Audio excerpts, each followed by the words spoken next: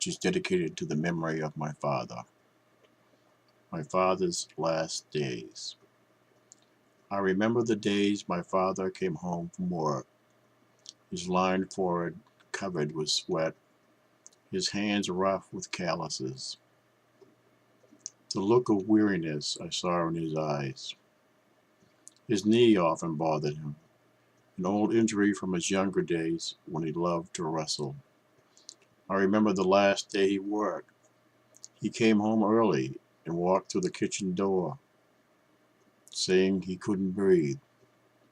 Years of cigarette smoking had finally ruined his lungs. From that day on, he was a lost man, spending long hours sitting on the porch in the afternoons and taking too many naps, watching television until the late hours of the night. The years of boredom slowly passed until his health began its rapid decline. We had to bring in the oxygen tank so he could breathe. More medications and the arrival of home health aides and nurses, frequent visits to his doctor, and the long hours of the night he spent in his chair, unable to sleep, spitting phlegm into a paper cup.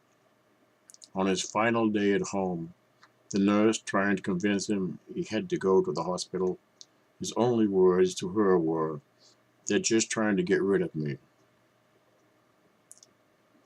Words that broke our hearts. And finally his reluctance gave way to surrender, and the long silence in the house after he left finally gave way to our tears, knowing that he would not return.